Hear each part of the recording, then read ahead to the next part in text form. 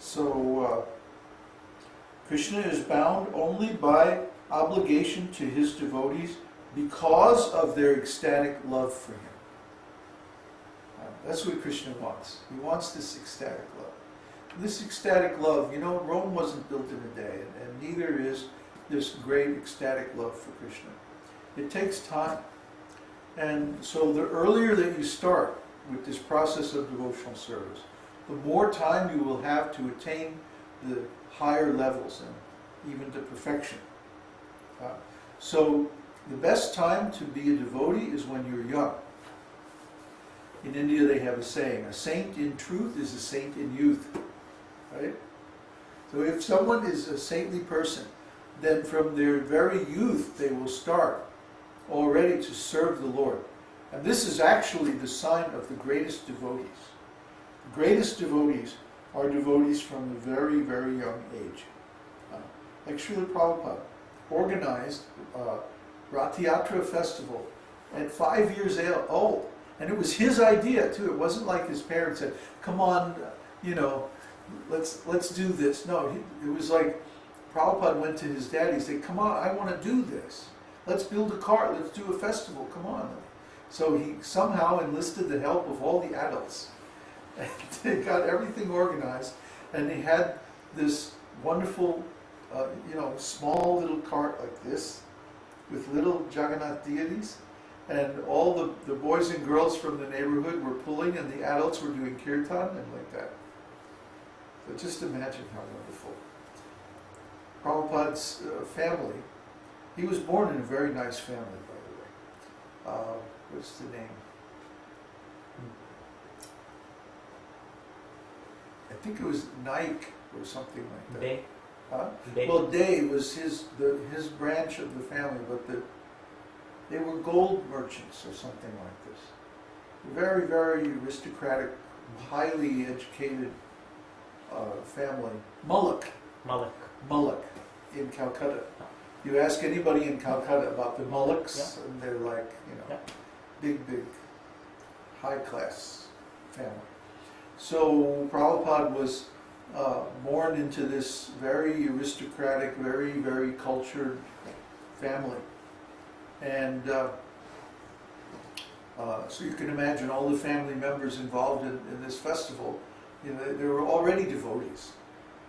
But Prabhupada was already organizing festivals, and when he was 5 years old. This is the sign of a great devotee. This is the sign of Nitya Siddha.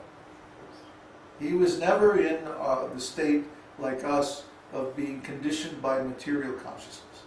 He was never fallen. He was never averse to the devotional service of the Lord. He was always in that mood. He came that way. He was born that way.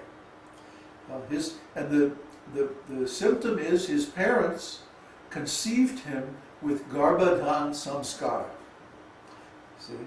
Prabhupada was like that, and also Bhakti Siddhanta was like that. Conceived by Vedic samskaras. See, not accidentally, not whimsically, not drunkenly, not lustily, but with pure intention to bring a pure devotee from the spiritual world to save the people of this earth with spiritual knowledge. See, now if everyone did like that, if everyone would follow these directions in the Vedas, then we wouldn't have problems with our children. All our children would be like first class devotees. So when we have difficulties with the children, you can understand, as an astrologer, there's a way that you can trace back a person's chart to the time of conception, and you can actually know what state of consciousness the parents were in at the time of the conception, simply by analyzing the chart of the children. This art is given in the Brihad Parashara Aura Shastra, that we can know. So everything can be known. People think that their activities are secret or their activities are unknown to anyone, but actually Krishna knows everything. And Krishna gives the means in scriptures by which we can know. But actually it's just easily, you can see by inspection. that if someone has some bad qualities, that means that the energy from which that body, that mind was conceived, was also somehow material. See, this is a great science. This is a great science. And there are astrologers in India who can simply look at your face and tell you the exact nakshatra, the exact sign, rashi, everything. In which you were conceived and born. Because it says the child is the father of the man. That's a saying, another saying. Means that the qualities that we observe in the personality of the child are going to be manifest within, they're going to be covered over by so many other things, but they are still going to be there within the heart of the grown-up person. See? The child is like the germ of the seed, and then the rest of the body grows up around that. So if we see these qualities, of course it's very easy to understand the qualities of a child because they have no sophistication, they have no ability to hide their impulses and their emotions. Later on, people get more mature and they can hide these things. But in a child, they're completely obvious. So if you know the child, then you will know that person when they grow up, because that same child is still living inside them. We make a big deal nowadays out of the inner child, keeping the inner child happy and stuff like this. But the inner child can only be happy if that body is the result of some pure sacrifice. See? If the child is conceived in the mode of passion or the mode of ignorance, if there's intoxication or lust or anger or any of these other negative emotions present in the hearts of the parents, then that energy is going to manifest in the body of the child. See? And then that child is going to grow up and be basically just like or similar to the parents, depending on the energy that was there at the time of conception. This is a great science. And if you know all these things, then you can really understand the causes and effects of life. See? And I also did a lot of depth psychology, taking people in regression back to their childhood or even within the womb, even all the way back to the time of conception itself.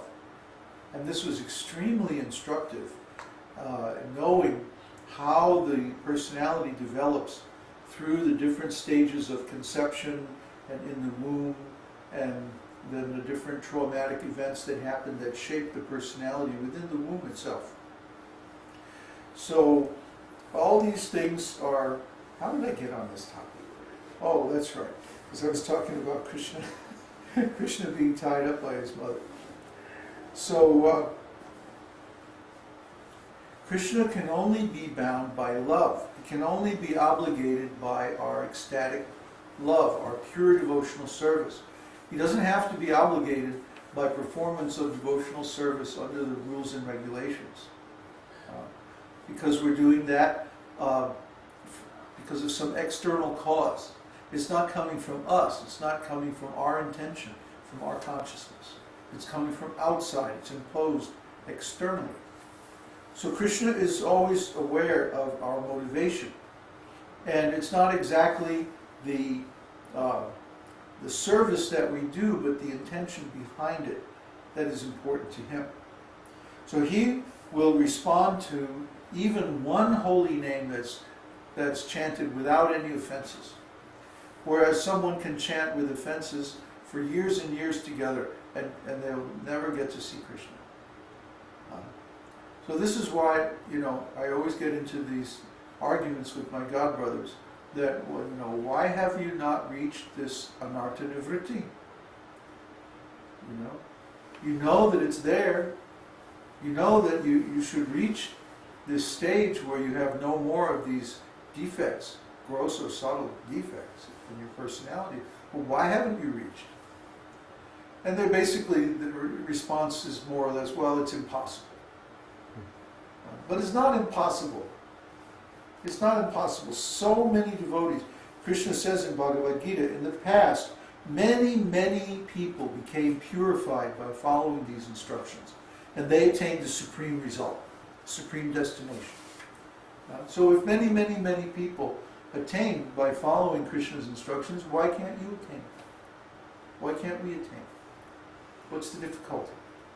Only our lack of determination, our lack of willingness to go through whatever it takes to reach the goal. But we must reach that goal. Because until we do, we're not getting out of this material world. So this devotional service, it's not something casual to take on as a hobby